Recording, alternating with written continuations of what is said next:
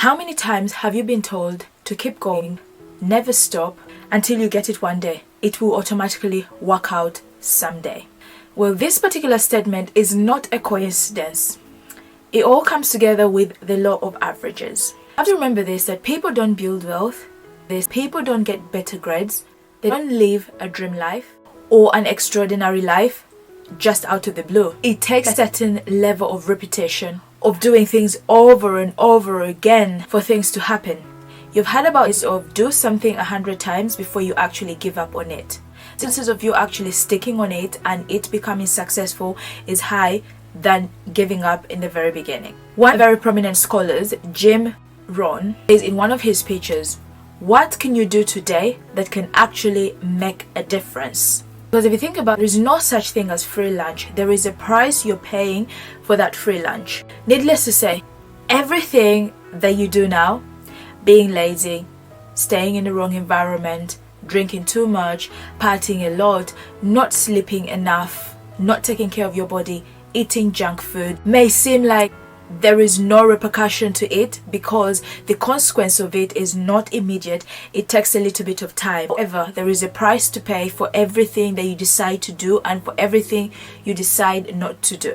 This brings me to success and what success means and how to actually build success, because I'm on a journey, I'm on a quest to try and build success, try and build wealth, and I'm doing a repetition of so many things in what I really love to do, like YouTube. For example, I am not creating as much as I could on other platforms, just for on YouTube over and over again to see what repetition gets me.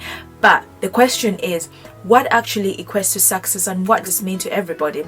There is a very good example that I saw in a room where there are a lot of entrepreneurs. They were asked the question, how many of you are successful? So many hands were raised and so many people raised their hand and they said, we are successful. And the question was, how many of you feel successful? And so many hands were down, because there is little to no connection between the standard of success and feeling successful. So success is very subjective. However, we cannot forget the outward success that we all equate to. That is, to you and me, in a very weird way, seems the same, because we think of success having lots of money, having a big house, having a big car, going to all these luxury places. You and me, we both success that way. But then if you change it the other way and you make it very personal, success is very subjective, because being successful is having the best health, living. For example, the guy of Blueprint, he is trying as much as he can to live like an 18-year-old, to never die in this world. That is his form of success. But what if I was to tell you that there is a method in which you can be successful? Would you take it? That brings me to the law of averages. Now, to simplify the law of averages, because it's a very complex subject, Jim Rohn explains it this way. If you do something often enough, a ratio will appear. For example, if you talk to 10 people in a day as a sales representative and one person says yes, your ratio is 1 to 10. Because the trick is that if you go past one person, one sale, you then have the ability to achieve and to be successful in all kinds of ways, because one sale could equate to 1,000 products or a 2,000 product that you are selling. So therefore, if you increase the number of people you talk to, then the yeses by ratio may go up. For example, you talk to 2,000 people, only 2 of them, say yes to you. That is a ratio of 2 to 10, and you have already made 2 sales, which will allow you to do success. But it's over and over again. The more you increase it, the chances of you actually achieving or being successful in that particular thing. Therefore, your income goes up and somewhat your success also goes up. However, if you use the law of averages as a way to be successful, it's a very dangerous and gray area, which is very associated to gamblers' fallacy.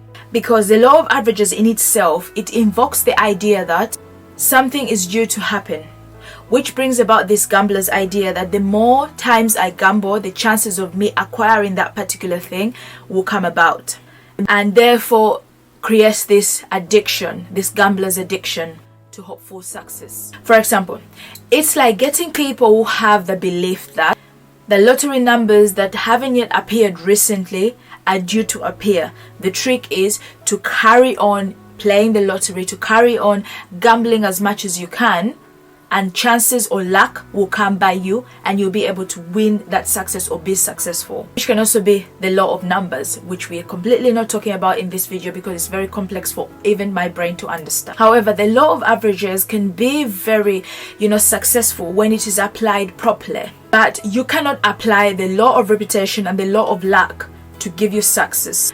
For example, you say to yourself, I'll just keep posting videos one after the other every single day, and maybe one of those videos will become successful, one of those videos will blow, one of those videos will become viral. I'll continuously keep applying for jobs. You apply to over 100 jobs every single month or 20 jobs every single day, hoping that maybe a chance will come, or maybe a company or maybe someone would pick up your particular CV and you would be a better fit for that particular company or that particular job that you're trying to apply for.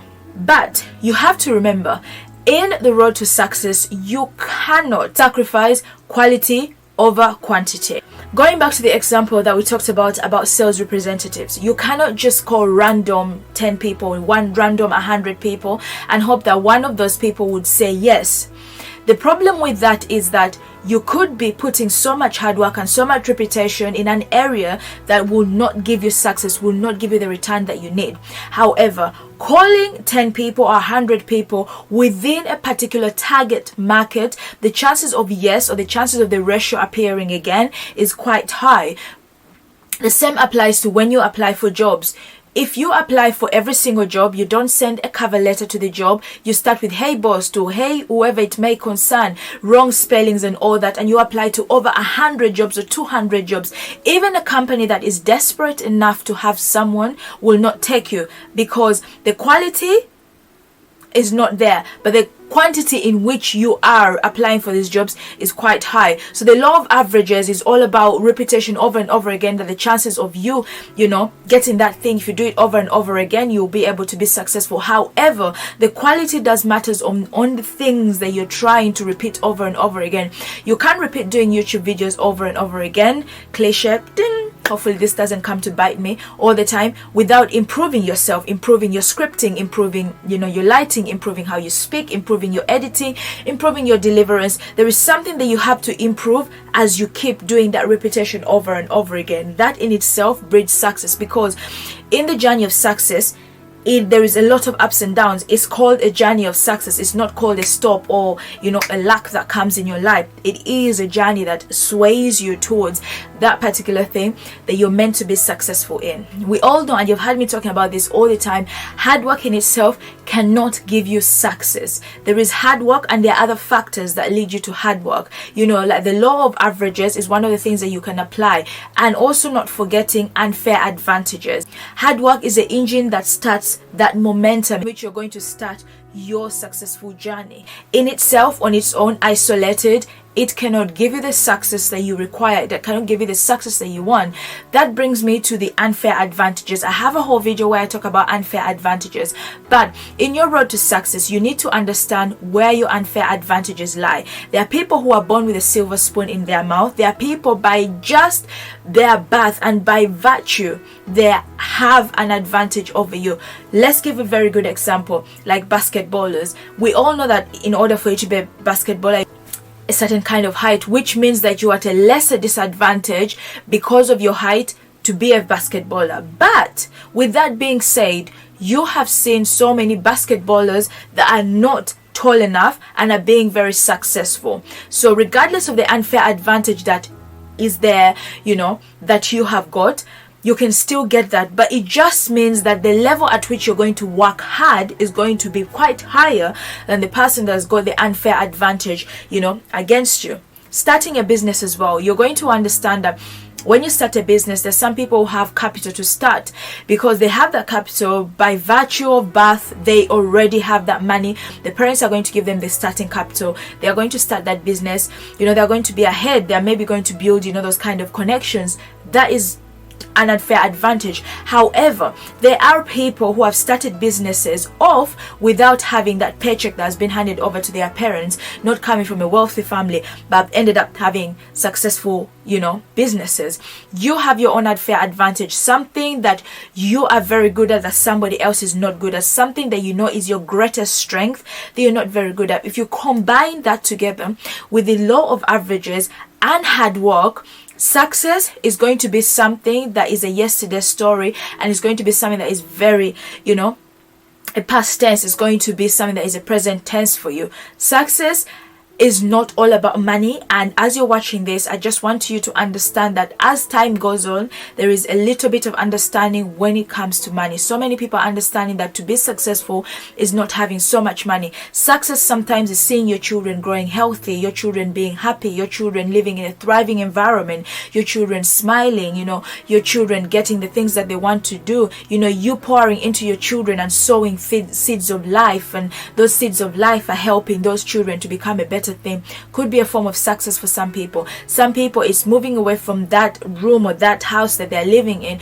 to a better one, and then to a better one. Some people's success is for them to master the way not to die. For example, the blueprints, I've talked about it, that he doesn't want to die and he wants to have a body mass of someone who is like 18 years old. That is his form of success. Some people it's as easy as money. They just want to have money because they have seen lack of money in their family for a long time, and that is not a problem. Some people want to carry on the money within the family. They have had money since they were children, and they want to carry that crown on to the next and the next and the next generation. So success is very subjective, but there are certain aspects in life that you have to apply in order for that success to align for you properly.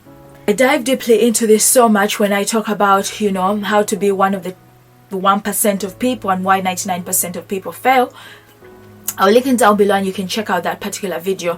It's such a profound video, and it talks about more dive into success and two unfair advantages, which is such a very good video. So if you're entering into the new year, or you're ready in this new year as you're watching this particular video, remember, as you're striving to be successful, sit down and think to yourself, what does success look like to me? What do I want to be successful in? What is one thing that I can do every day that can help me to be a successful person?